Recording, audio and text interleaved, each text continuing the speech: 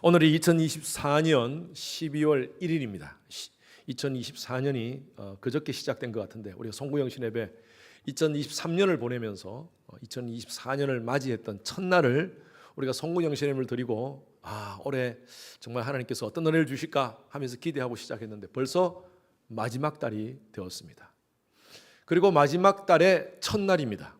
이날도 아마 이제 2024년 12월도 마지막 날 12월 31일이 올 것입니다. 그래서 매해는 항상 연초는 1월 1일로 시작해서 또 연말은 12월 31일로 이렇게 맞춰지게 됩니다. 이것은요 우주적인 법칙입니다. 항상 시작이 있으면 끝이 있게 되어 있습니다. 우리는 끝을 뭐라고 그럽니까? 종말이라 그럽니다. 종말. 여러분 두 가지 종말이 있습니다. 개인적 종말이 있고요, 우주적 종말이 있습니다. 개인적 종말을 우리는 뭐라 그럽니까? 죽음이라 그럽니다. 아침에 여러분 아침부터 죽음에 대해서 얘기해서 죄송합니다만은 죽음이라 그럽니다. 죽음에 대해서 모두가 누구나 아는 세 가지를 말씀드립니다. 꼭 가야 하는 길입니다. 그렇죠? 죽음에 예외가 있는 사람이 없습니다. 둘째는요, 오는 순서는 있는데 가는 순서는 없습니다. 언제 어떻게 될지 모릅니다. 세 번째는요, 아무도 동행하지 못합니다. 부모도 함께 갈 수 없고 자식도 함께 갈 수 없고 친구라도 동행할 수 없는 것이 바로 죽음입니다. 죽음에 대해서 다 아는 거지만 또 죽음에 대해서 다 모르는 것이 있습니다. 그것이 뭐냐면요, 언제 어디서 어떻게 우리 죽음이 올지 아무도 모릅니다.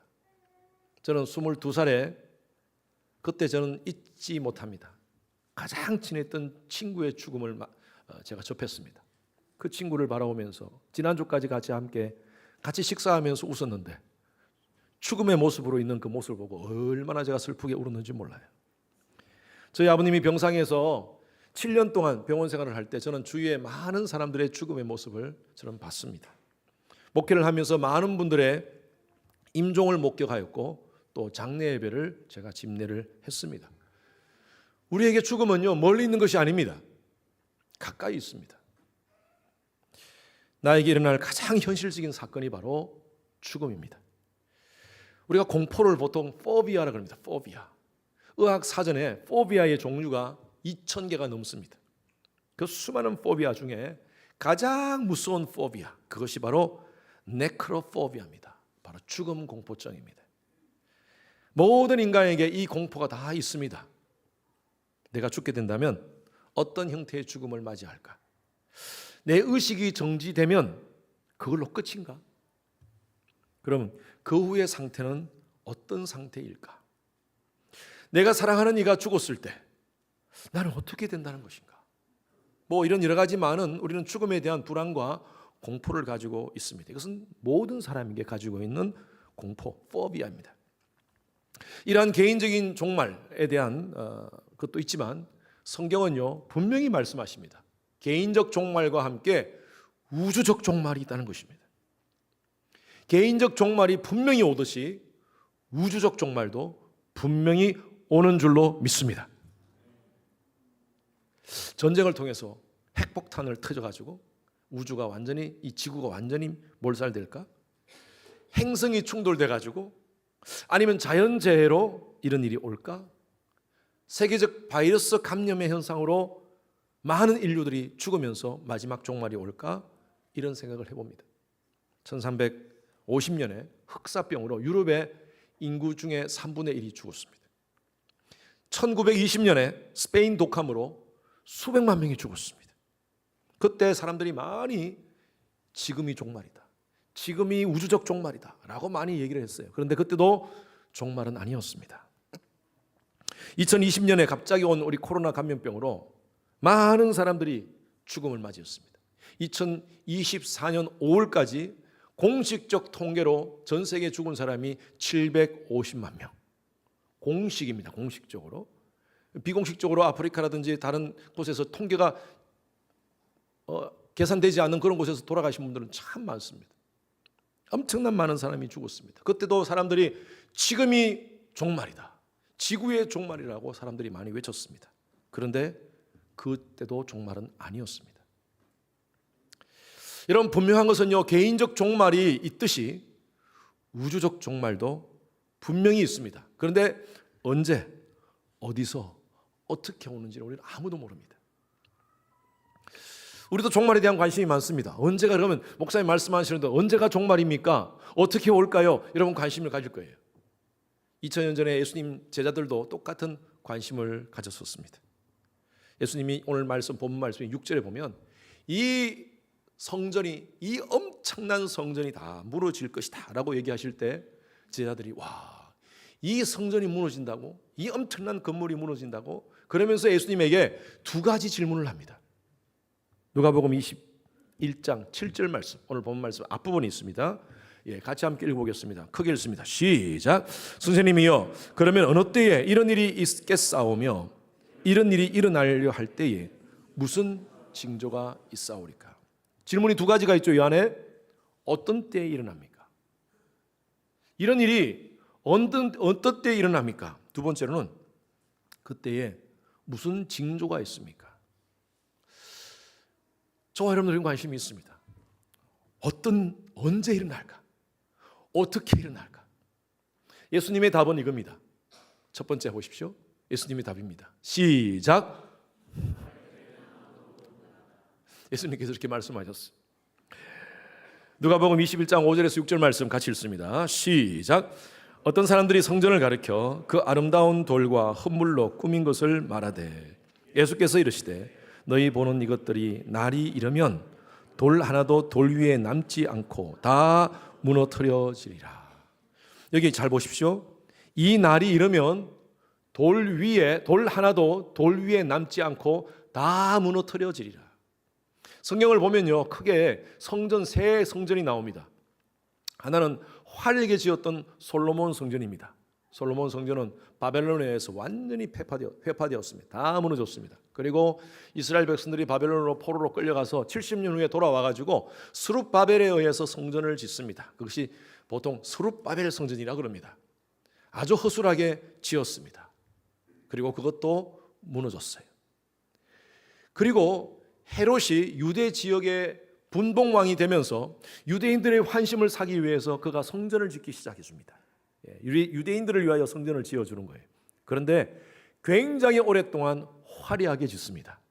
역사를 보면 BC 20년부터 AD 60년까지 몇 년요? 80년 동안 헤롯이 성전을 짓습니다. 물론 헤롯이 죽습니다. 중간에 죽는데 그 헤롯의 뒤를 이어서 다른 아들들이 다 그 성전을 완성을 합니다. 예수님께서 지금 성전을 가리켜라고 하신 말씀 때 이 성전은 바로 헤롯 성전을 의미합니다. 예수님 시대가 몇 년쯤 되겠습니까? AD 한 30년경으로 봅시다. 예수님 그때까지 계셨으니까 AD 30년경이면 BC 20년부터 시작된 성전이 몇 년째입니까 지금? 50년째예요. 50년 동안 지은 성전이 얼마나 화려했겠습니까? 그 엄청난 성전을 바라보며 사람들은 늘 이렇게 생각하는 거예요. 와, 저기 표현하잖아요. 아름다운 돌과 흙물로 꾸민 이 성전, 이것은 아무도 무너뜨리지 못할 것이다 라고 생각했을 거예요. 그 성전이 얼마나 웅장한지. 1세기 유대 전쟁사를 쓴 유세푸스라는 역사가가 있습니다. 그 유세푸스라는 역사가가 기록한 그 기록서에 의하면 이렇게 표현하고 있습니다. 성전이 백색 미석으로 되어 있고 각각의 돌이 엇갈려 쌓아서 멀리서 보면 마치 성벽에 파도가 있는 것 같이 아름다웠다. 황금으로 장식된 백색 대리석은 거대한 산과 같았다. 이 유세푸스의 그 유대 전쟁사에 기록된 내용입니다. 얼마나 성전이 크고 웅장했기에 정말 엄청나게 거대한 산과 같다라고 그렇게 표현하고 있습니다. 그런데 이 성전을 예수님이 언젠가는 돌 하나도 돌 위에 남지 않고 다 무너뜨리리라. 여러분, 예언대로 되었어요. 예수님이 예언하신 AD 30년에 예언하신 그 예언이 40년 지난 AD 70년에 로마의 티투스 장군이 그곳에 이건 역사의 기록에 다 남아 있습니다. 티투스 장군이 내려와 가지고 유대인들을 학살하고 그 예루살렘 성전을 완전히 불태워 버립니다. 엄청나게 불태워 버립니다. 유대 역사가 요세푸스라는 사람이 또 이렇게 그 상황을 이렇게 묘사하고 있습니다. 당시 사망한 유대인의 수가 100만 명이 넘었고 불에 탄 성전 돌에 녹아든 금을 찾기 위해서 로마 군인들이 모든 돌을 덜추어서 돌 하나도 돌 위에 놓이지 않았다라고 증언을 합니다. 예수님 말씀대로 그대로 다 성취가 됐어요. 지금 그 성전, 그 무너진 성전이 벽 하나만 남겨져 있습니다. 그것이 통곡의 벽이에요. 다 무너지고 벽 하나 남아 있는 거예요. 그게 유대인의 자존심 아닙니까? 그래서 그걸 쳐다보면 사람들이 통곡의 벽이라고 하면서 그곳에서 울고 있습니다. 제자들이요, 이 예수님께서 하시는 말씀, 이 말씀 때, 와, 저렇게 엄청난 성전이 무너진다고요? 그럼 그때가 종말인 겁니까? 세상의 종말인 겁니까? 그런데 예수님께서 말씀하세요. 그때가 종말이 아니다. 진짜 종말이 있다라고 얘기하세요. 근데 다른 병행 구절에 말씀해 보면 마가복음 13장 32절 말씀에 예수님께서 이렇게 말씀하세요. 다 같이 읽습니다. 시작. 그러나 그날과 그때는 아무도 모르나니 하늘에 있는 천사들도 아들도 모르고 아버지만 아시느니라. 그날을 주의 날이라고 표현하고 있습니다. 이 말씀, 이 성경의 앞뒤 문맥을 보면 주의 날, 바로 주님께서 오시는 재림의 날을 의미합니다. 그러면 진짜 마지막 종말이 언제냐? 바로 예수님의 재림의 날입니다. 그런데 그 날이 언제냐? 예수님은 천사도 모르고 나도 모르고 아버지만 아신다 그랬어요. 당신 누구십니까? 하나님 아니십니까? 예수님도 하나님이신데 자기도 모른대요. 그럼 왜 그럴까요? 왜 예수님도 몰랐을까요? 여러 가지 성경학자들의 우리가 분석에 의하면 이렇습니다. 예수님은 그 당시에 인성을 가지신 분이셨어요. 그렇기 때문에 인성을 가지신 예수님으로서 인간으로서는 할 수가 없는 거다. 이것은 하나님의 주권에 놓인 것이다 라고 그렇게 말씀하신 것입니다. 요즘요, 이 시한부 종말론이 난무하고 있습니다. 자칭 자기가 예수라고 얘기하는 사람이 전 세계, 독일의 어느 통계에 의하면요, 전 세계에 1,500명이 넘는다고 합니다. 지금 예수라는 사람은 뭐겠어요? 이미 종말이고 이미 자기가 재림했다는 거예요. 그 사람을 재림주로 따르는 사람들이 얼마나 많은지 몰라요, 지금. 그리고 그 사람들이 다 똑같이 외치는 게 있습니다. 내가 직통계시를 받고 있다. 하나님의 직통계시를 받는다. 그래서 그 직통계시를 받은 것으로 사람들을 현혹시키는 거예요. 저는요, 목회를 하면서 지금까지 성도들 가운데 직통계시를 받는 분들을 몇 분 봤습니다. 그런데 참 순수하게 하나님의 음성을 듣고 그렇게 다른 성도들한테 얘기하는 분들, 저는 제가 직통계시를 인정하지 않는 거 아닙니다. 하나님께서 개인에게 말씀하실 수 있어요. 그런데 얼마나 위험한지요. 우리가 죄를 가진, 죄성을 가진 존재 아닙니까? 항상 깨끗한 모습으로 깨끗한 마음으로 하나님의 직통계시를 받으면 얼마나 좋겠어요. 그런데 우리 속에 있는 죄성 때문에 이걸 왜곡시키는 경우가 얼마나 많은지 몰라요. 문제는 그걸 듣고 있는 성도들이 헷갈리는 거예요. 헷갈려. 그래서 제가 여러분들에게 말씀드립니다. 하나님께서 직통계시를 주셨습니까? 저한테 와서 확인 좀 하세요. 목사님, 이거 제가 이런 하나님께서 이런 음성을 주셨는데 이게 맞습니까? 그러니까 저도 기도하고 그러고 나서 누구한테 얘기하고 싶으면 얘기하세요. 교회 안에서 그런 것 때문에 교회의 영적인 질서가 흔들리는 경우가 얼마나 많은지 몰라요. 그래서 제가 몇몇 분들은 제가 그냥 하지 마라 그랬어요. 하지 마라 그러니까 교회를 떠나는 분도 계시더라고요. 그래서 여러분, 이 시한부 종말론자들이 대부분 다 그래요. 다 하나님의 직통계시를 받는다 그래요. 그러면서 다른 이야기를 해요. 엉터리 얘기를 해요. 코비드 시기에 백신 음모론자들이 있었습니다. 그들은 뭐라고 주장했냐면요. 백신을 맞으면 그것은 바로 짐승의 표를 맞는 것이다. 요한계시록에 나오는 그 짐승의 표를 받는 것이다. 백신 절대 받으면 안 된다. 그래가지고 그 얘기를 듣고 SNS 퍼지고 유튜브로 퍼져가지고 그 얘기 듣고 죽은 분들이 많아요. 저도 백신 받았습니다. 한 번도 아니고 4번 받았습니다. 저 짐승의 표 4번 받은 거예요. 참 안타까워요. 안타까워요. 종말론적 음모론자들이 늘 세기말 이 세상이 불안할 때 등장합니다. 1980년대 컴퓨터가 처음 나올 때 컴퓨터를 그것이 바로 짐승의 표 666을 받는 거라고 표현했어요. 여러분 그때 기억나십니까? 신용카드, 그 당시에 크레딧 카드 처음 나와가지고 크레딧 카드를 사용하면 이것은 바로 짐승의 표 받는 것이다라고 이렇게 얘기를 했었어요. 최근에 2013년 오바마 케어가 처음 나왔을 때 오바마 케어를 받으려면 베리칩을 몸에 심어야 된다. 그래가지고 오바마 케어를 절대 그걸 받으면 안 된다 해서 그 당시에 베리칩 받는다고 하면서 막 음모론자들이 얘기를 했어요. 오바마 케어 받으신 분들 있죠. 다들 받고 계시죠. 근데 베리칩 받았습니까? 안 받았어요. 아니 컴퓨터나 크레딧 카드나 백신이 짐승의 표라면요, 저와 여러분들은 모두 구원받지 못합니다. 분명히 말씀드리지만 구원은 그런 것과 전혀 관계가 없습니다.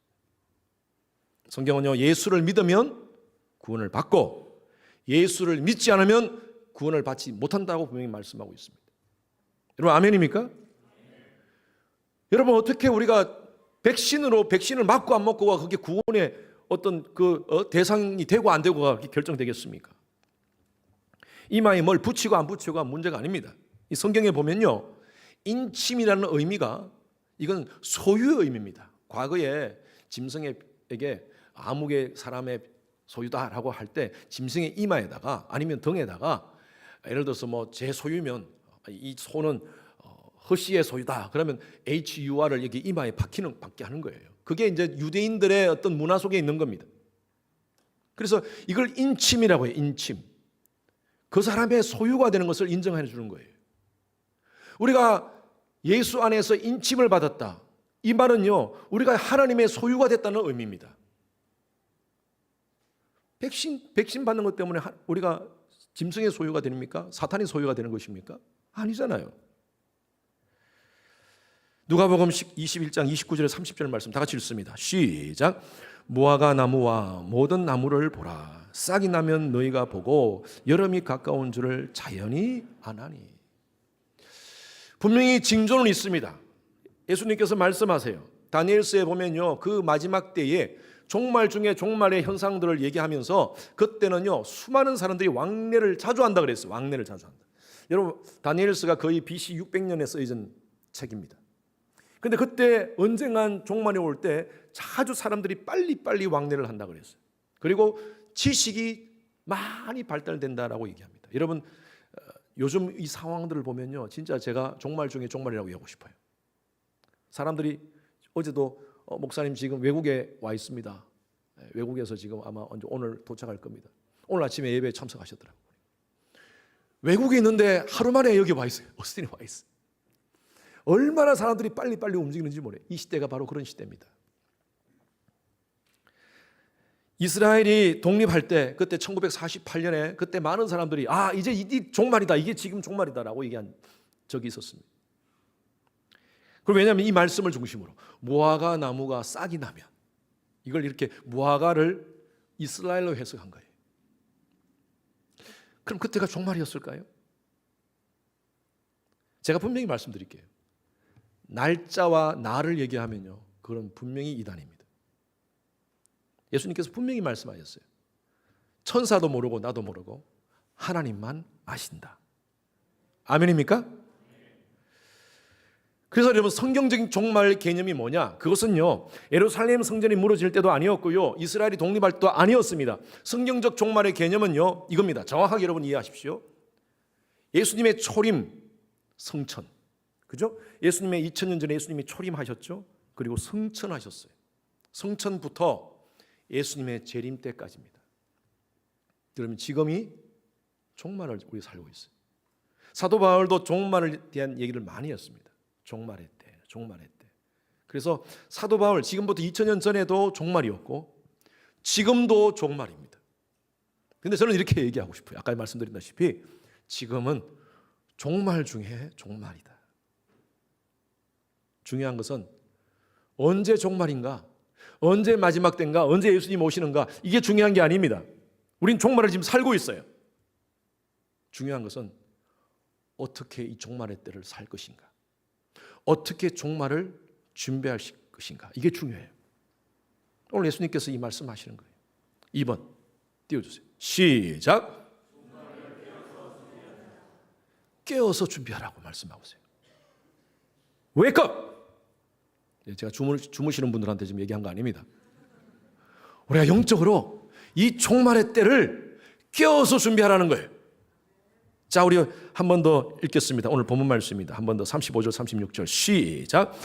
이날은 온 지구상에 거하는 모든 사람에게 임하니라.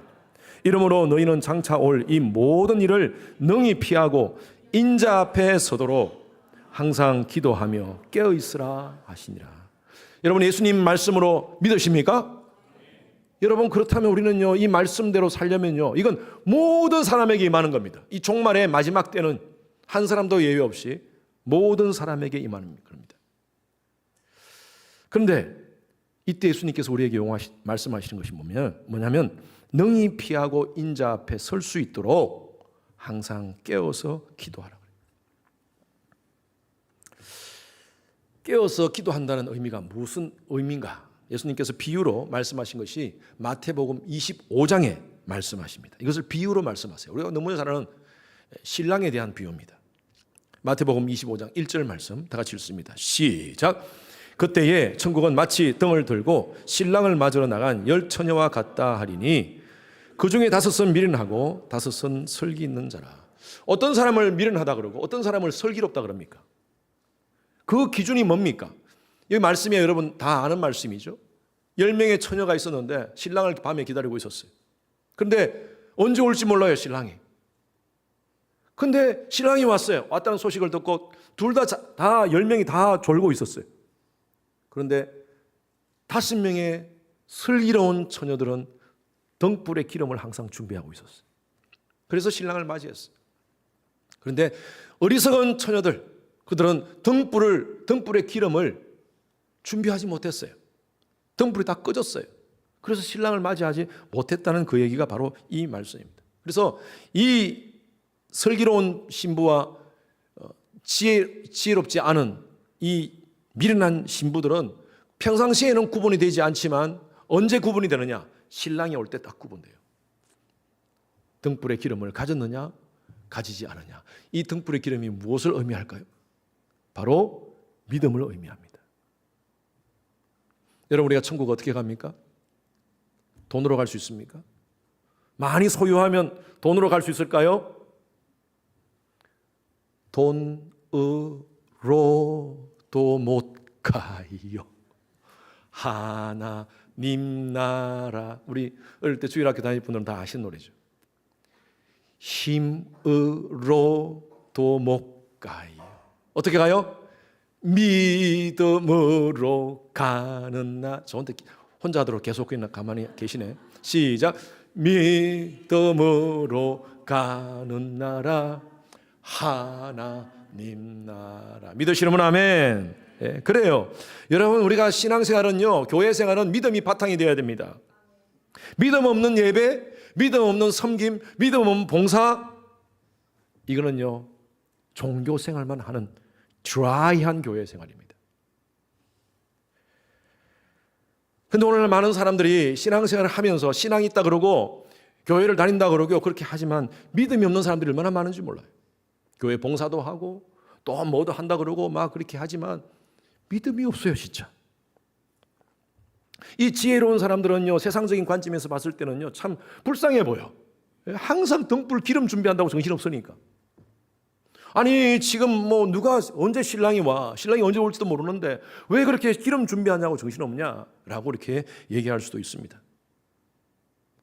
등불에 기름을 준비하지 않았던 그런 처녀들은요, 마음만 먹으면 기름 준비하지 뭐. 근데 지금은 아니야. 지금 언제 올지 모르니까. 그러면서 늘 이렇게 얘기합니다. 언젠가는 내가 단기 선교도 가고 언젠가는 11조도 하고 언젠가는 내가 더 열심히 주를 위해 섬길 거야. 그렇지만 지금은 아니야. 지금은 아니야. 지금은 먹고 살기 바빠. 저희들에게 내일이 보장되어 있습니까? 신랑은요, 갑자기 옵니다. 갑자기. 자, 마태복음 25장 8절 말씀 같이 읽습니다. 시작. 미련한 자들이 설기는 자들에게 이르되 우리 등불이 꺼져가니 너희 기름을 좀 나눠달라 하거늘. 아니 기름이 없으니까 기름 있는 사람들한테 가서 나눠달라고 하는 거예요. 우리가 입장에서 봤을 때는요, 아유 그 좀 기름 좀 있는 사람들이 좀 나눠주면 어떨까라고 생각하지만 제가 말씀드렸다시피 이것은요 예수님이 종말의 때를 어떻게 준비할 것인가에 대한 비유로 하신 말씀이에요. 이 믿음이라는 기름, 이것은 빌려줄 수가 없어요. 내가 3대째 기독교 가정인데 우리 부모의 기도가 다 쌓여져 있는데 여러분 그 믿음, 그것을 가지고 내가 천국 갈 수 있습니까? 내 아내가 신앙이 좋아서 아내가 열심히 기도하고 있는데 새벽마다 나와서 하나님 앞에 기도하고 있는데 아내의 믿음으로 내가 천국 갈 수 있어 라고 얘기할 수 있겠습니까? 늘 제가 말씀드리지만 믿음이라는 것은요 극히 하나님과 나와의 개인적인 관계입니다. 빌려줄 수가 없어요. 부모가 줄 수가 없어요. 그리고 우리가 또 보면요 마태복음 25장의 이 비유에 보면요 열 신부라고 그러지 않고 열 처녀라 그럽니다. 처녀. 여러분 신부는 처녀여야 됩니다. 이건 순교를 의미합니다. 우리가 결혼식 할 때 흰색 웨딩 드레스를 입지 않습니까? 이것은 순교를 의미해요. 하나님께서 범죄한 아담과 하와를 그들이 무화과 나무 잎으로 부끄러운 몸을 가리고 숨어 있을 때 하나님이 아담아 하나님께서 최초에 쓰신 언어가 바로 일본 말입니다. 아담아. 제가 여러분 너무 심각하게 있어서 지금 조크 좀 하려는데 아담아라고 부르는데 아담이 숨어 있었어요. 부끄러워서 숨었다고 했어요. 내가 죄를 지어서 하나님 앞에 부끄럽습니다. 그때 하나님이 그 무화과 잎을 벗겨주시고 그리고 가죽 옷을 입혀주셨어요. 여러분 이건 굉장히 영적인 의미가 있습니다. 가죽 옷을 만들기 위해서는 짐승의 희생이 필요했어요. 피가 필요했어요. 그리고 하나님께서 그들의 죄를 그 가죽 옷으로 cover up. 저와 여러분도 마찬가지입니다.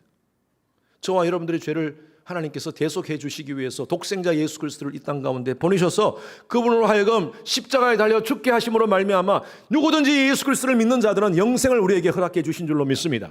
우리의 죄를 영원한 사망 가운데 거할 수밖에 없는 우리의 모든 죄를 예수의 보혈로 cover up 해 주신 거예요. 그리고 하나님께서 우리에게 요구하시는 게 바로 있습니다. 거룩한 삶을 살아라. 하나님의 자녀의 명예를 가지고 거룩한 삶은 너희들은 살아라. 너희들은 나의 백성이다. 내가 너를 지명하여 불렀나니 넌 내 것이다 라고 말씀하시면서 거룩한 삶을 살아라. 그게 하나님이 우리에게 요구하시는 삶이에요. 이게 바로 영적인 처녀로서의 삶을 살아라는 거예요. 순결한 삶을 살아라는 것입니다. 그런데 오늘날 우리가 우리 삶을 살면서 우리의 옷을 더럽히게 하는 수많은 유혹들이 있습니다. 눈만 뜨면 여러분 욕망에 우리는 사로잡힐 수밖에 없어요. 지금 아침부터 저녁까지 수많은 유혹들이 우리 주위에 있습니다. 여러분 인간에게 하나님께서 욕망은 선물로 주신 겁니다. 식욕, 성욕, 소유욕 우리 모두에게 필요합니다. 이 욕망이 바르게 사용되어지면 우리의 삶을 윤택하게 만듭니다. 그런데 이게 오용되어지면요 우리의 개인과 사회와 가정이 망가지게 돼 있어요. 특히 이 성적인 욕망은요 부부 관계를 유지하고 또 가정을 건강하게 만들어주는 겁니다.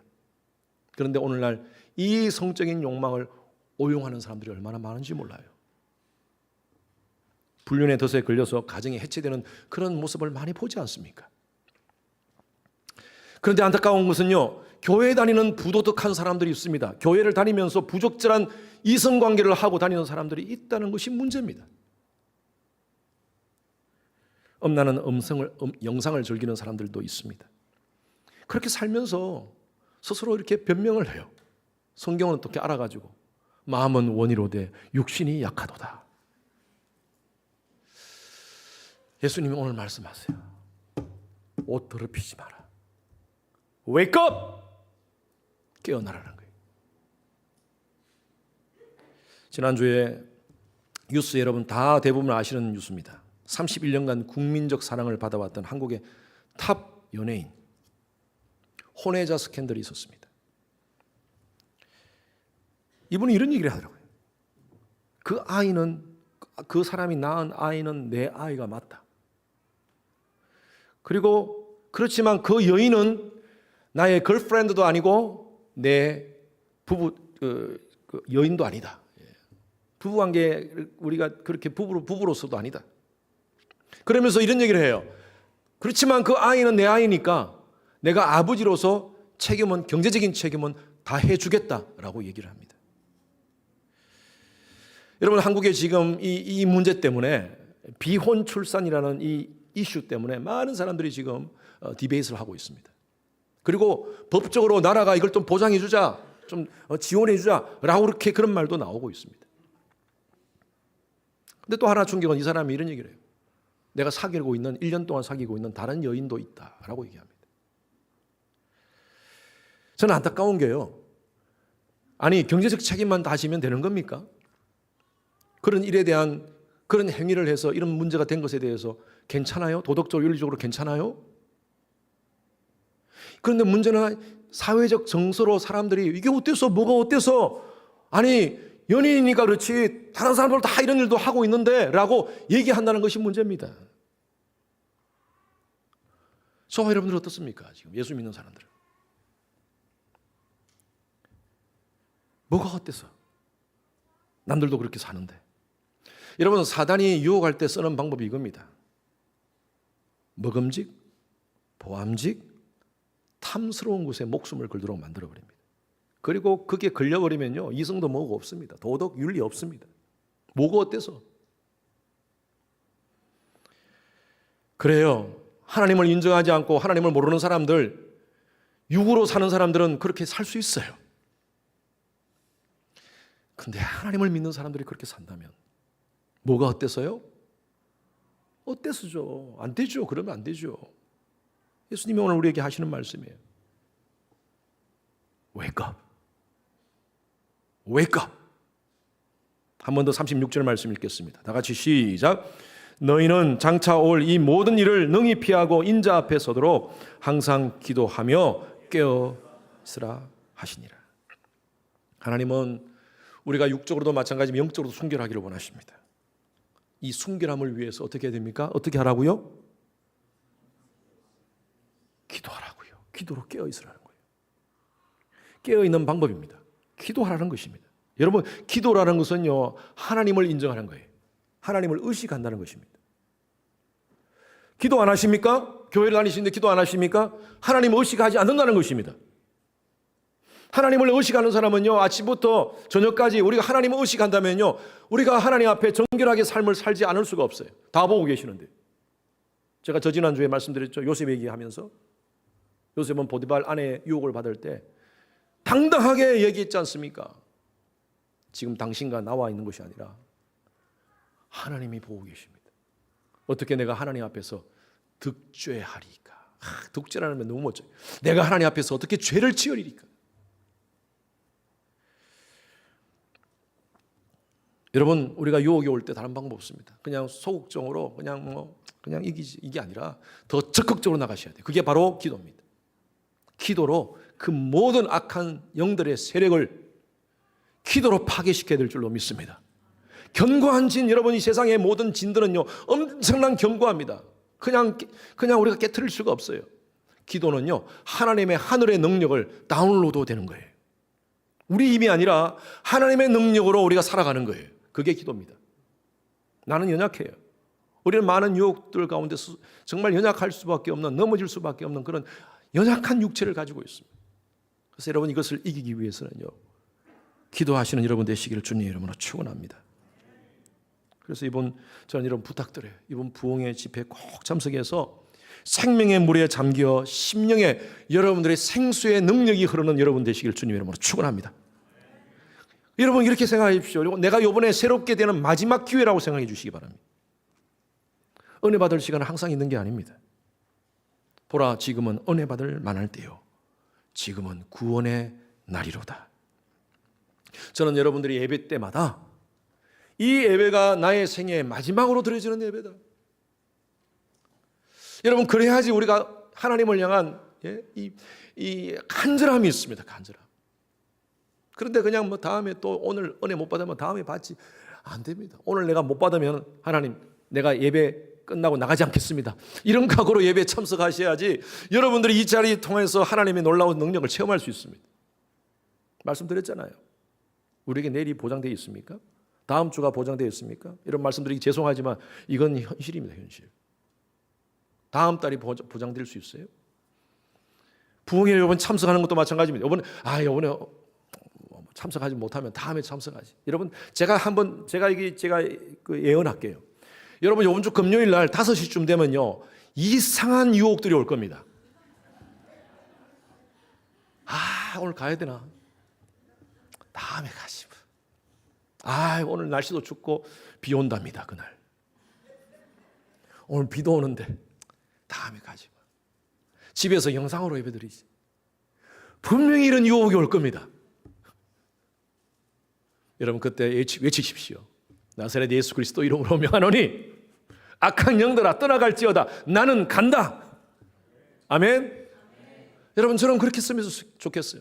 내가 은혜 받을 수 있는 마지막 기회다. 오늘 이번 이 기회가 내가 하나님의 은혜를 체험할 수 있는 마지막 기회다.